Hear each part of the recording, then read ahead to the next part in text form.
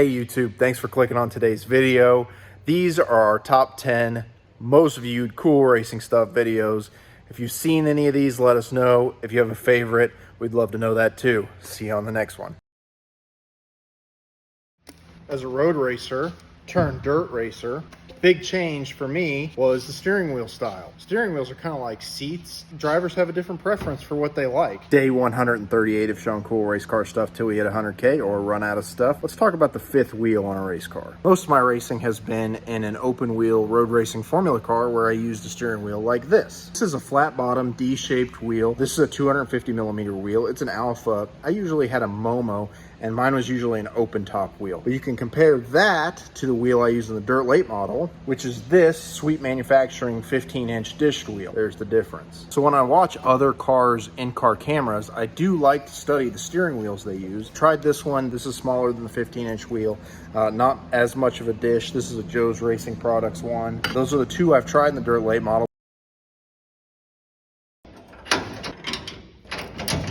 It's day number 63 of showing cool race car stuff until we hit 50K or run out of stuff. Sometimes you don't have a lot of time to make an adjustment. So here's a handy part that allows us to make quick and consistent adjustments on the race car. So we're under the left rear of the dirt late model, and this bar right here is called the J bar, also called the Panhard bar, which connects our rear end to our chassis left to right. But what I want to talk about is this mount right here on the chassis. This is a walk-up mount. So I've taken my J bar off, and you can see this mount has teeth on it. This spacer here also has teeth on it. These teeth will fit into each other here like that, and then we can use a wrench on these flats and walk our J-bar mount up and down.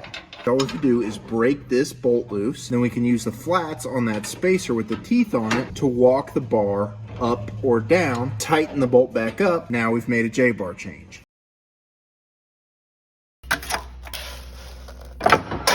Welcome to day number 30 of showing cool race car stuff until we hit 20K or run out of stuff. Today, let's talk about aluminum. Because we're a dirt racing team that builds our own bodies, we do our own aluminum work. We use our stomp shear lot right behind me, and I'm going to use our knockout punch and flaring tool to put a 2.5-inch hole in this piece of aluminum right there. Got my hole marked. So to use the knockout punch, I got to put a 3/4-inch hole in it to get the bolt in. To do that, I'm going to use a drill press with this step drill. Bolt goes through. We've got 3 parts to our knockout punch. We've got our sleeve, our bolt, the cutter, which is threaded. I'm going to thread the cutter on here, tighten that down, and it will cut through the aluminum. Pull that out. There's our hole. Same principle with the flaring tool. See, there's one edge, there's one edge. Those are going to come together. There we've got our nice little flare there.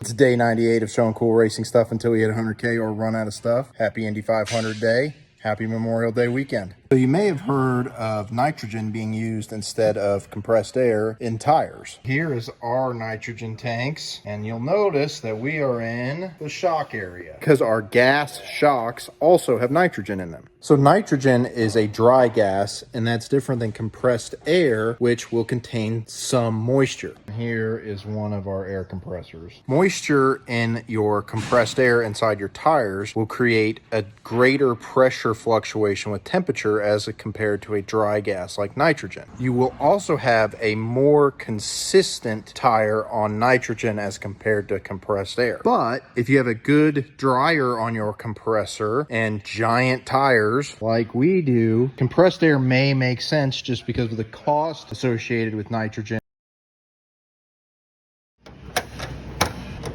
Day 90 of showing cool race car stuff until we hit 100K or run out of stuff. Today we're talking about Zeus with a D. So this little guy is a Zeus fastener. It's a 1/4 turn fastener. You can see the little slot that allows it to lock in place using a spring used to mount things, especially body work. I don't use Zeus fasteners on all my body work, but I do use it on my roof supports. There's Bart. So here's how a Zeus fastener works. Here's my roof support mount, and here is the roof support itself. I'm gonna line that up like that, and I'm gonna put my Zeus fastener in, and you can see that the slot in the Zeus fastener lines up with the spring and the support. Use my little Zeus tool here, and it's going to pull that spring tight and lock the fastener in place. You can see that I need to clean this part, but also that the spring is pulled just ever so slightly. I use body bolts on a lot of my other stuff just because I really think it's a little bit easier if you tear a section of the deck out and you need to repair it quickly. You can always throw a nut on the backside of a body bolt.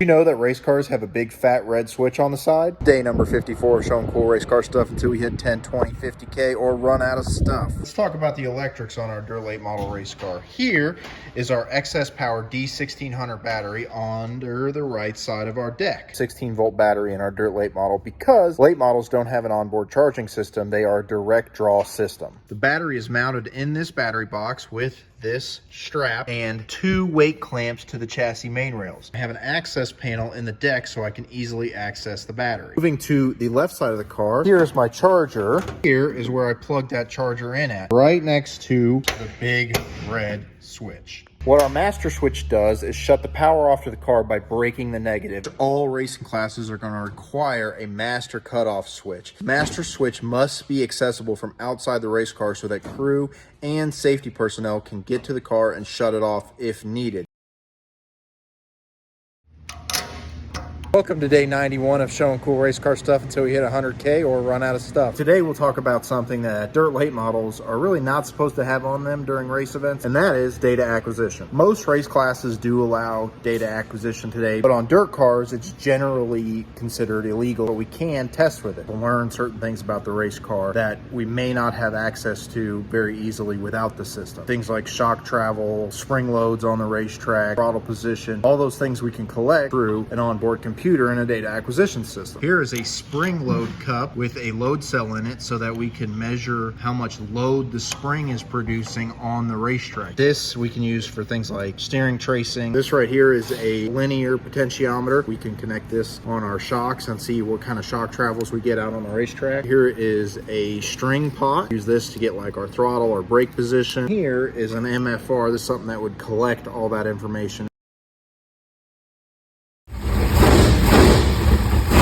Day number 83 of showing cool race car stuff till we hit 100K or run out of stuff. Let's fire it.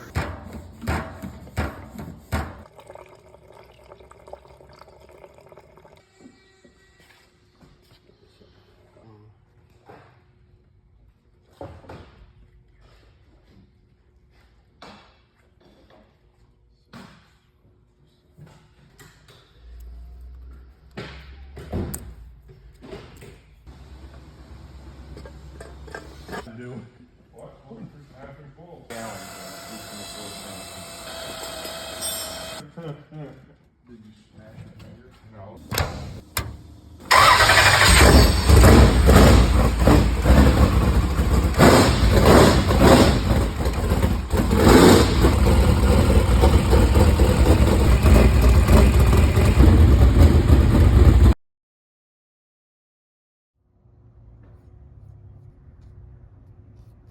Day number 50 of showing cool race car stuff until we hit 10, 20, 50K or run out of stuff. It's Eclipse Day.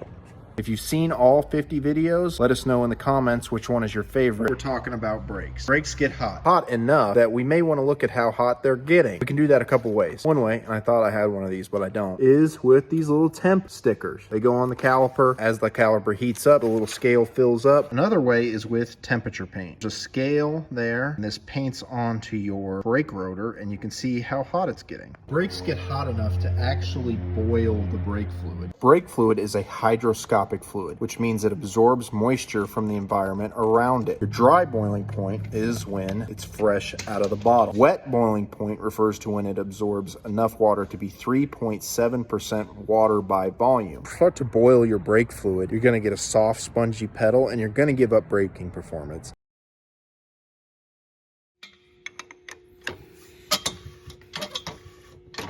It's day number 49 of showing cool race car stuff until you hit 10, 20, 50K or run out of stuff. Let's spin some wrenches. This is a spanner wrench. Coilover is a shock and spring combination with an adjustable spring perch. Basically means that we can set the height of this spring. We're effectively changing the ride height of our car by moving this spring up and down. So to move the spring up and down, we just thread it up and down on the body of the shock. We also have right here this little locker ring, which looks like a jam nut to lock that in place. Here is our threaded shock collar or spring perch. This slides into that groove there. Use this tool to rotate shock collar on the shock absorber itself. A lot of times these are loaded up and so we can't spin them by hand. So we use a spanner wrench.